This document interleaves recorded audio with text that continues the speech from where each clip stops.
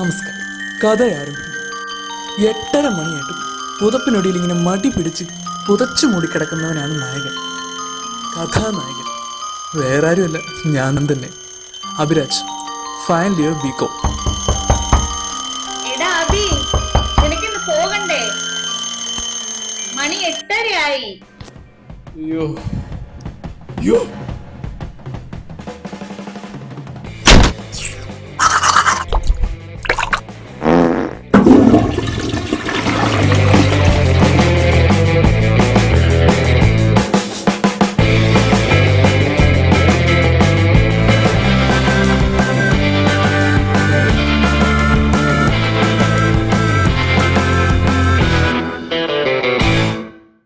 എടാ മോനെ, ഈ ചായയെങ്കിലും കുടിച്ചിട്ട് പോടാ. എന്റെ പൊന്നമ്പി, ഇതൊന്നും വേണ്ട, അവരെല്ലാരും ഇവിടെ എത്തിക്കണം. ഞാൻ കുടിച്ചിട്ട് പോടാ. എത്ര ആത്മാർത്ഥതയോടെ ധൃതി പിടിച്ചു പോകുന്നത് ക്ലാസ്സിലേക്കൊന്നും അല്ല കേട്ടോ, വേറൊരാളെ കാണാനാ. ശ്വേത.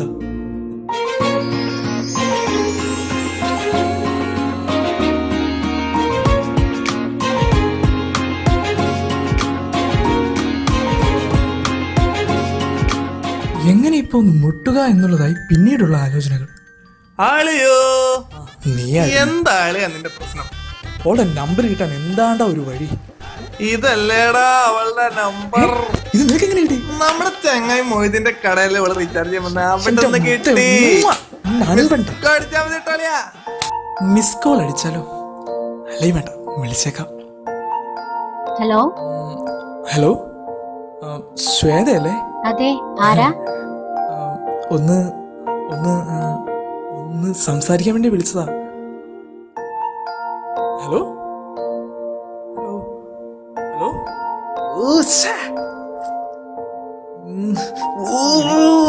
ആദ്യ ശ്രമം നൈസായിട്ടങ്ങ് പാളി.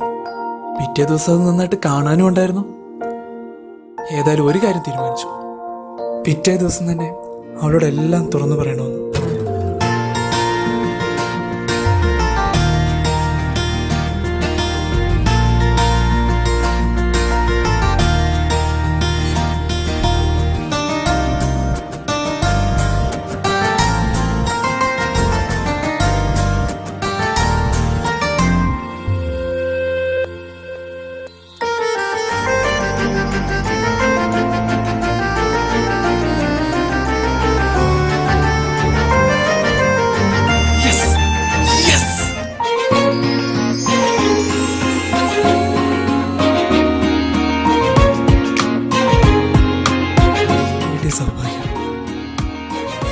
കോൾസും ചാറ്റിങ്സും മെസ്സേജസും ഒക്കെ ആയിട്ട് ഞങ്ങൾ ഒരുപാട് അങ്ങെടുത്തു.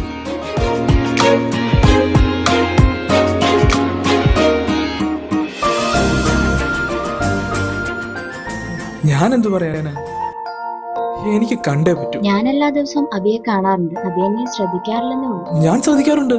നാളെ കോഫി ഷോപ്പിൽ വെച്ചായാലോ? ഡൺ. ഓക്കെ.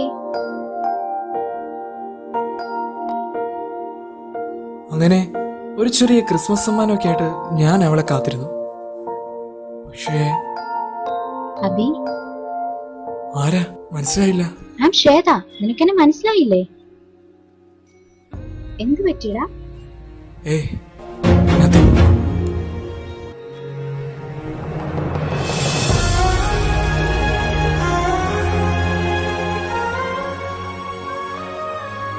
ഞാൻ സംസാരിച്ചതും അടുത്തറിഞ്ഞതും പ്രണയിച്ചതുമെല്ലാം മറ്റൊരാളെ ആയിരുന്നുവെന്ന് അപ്പോഴാണ് ഞാൻ തിരിച്ചറിഞ്ഞത്. എന്തു ചെയ്യണമെന്നറിയാതെ ഒരു നിമിഷം ഞാൻ പകച്ചു നിന്നു. Excuse me sir, order please.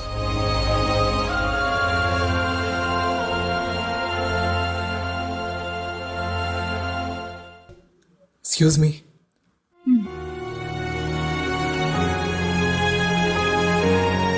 പക്ഷേ യാഥാർത്ഥ്യത്തെ അംഗീകരിക്കാൻ എനിക്ക് സാധിച്ചില്ല.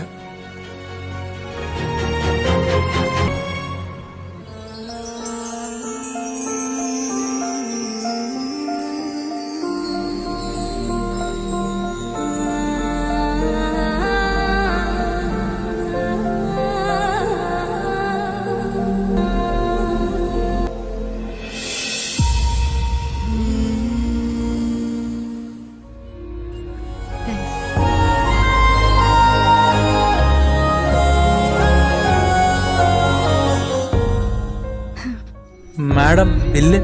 ആ, പുറത്തേക്ക് പോയിരിക്കുക. ഇപ്പൊ വരും. കൂടെ വന്നയാളാണോ? അയാള് പോയല്ലോ.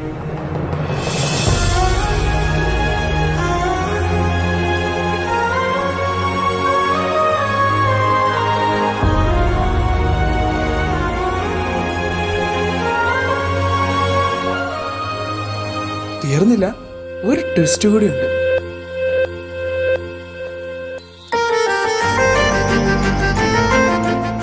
ഈ കാർഡ് എനിക്കുള്ളതല്ലേ? സ്വല്പം ചുളുങ്ങിയിട്ടുണ്ടെന്നേ ഉള്ളൂ. നിവർത്തിയാൽ നേരെയാവും നമ്മളെ പോലെ. Merry Christmas.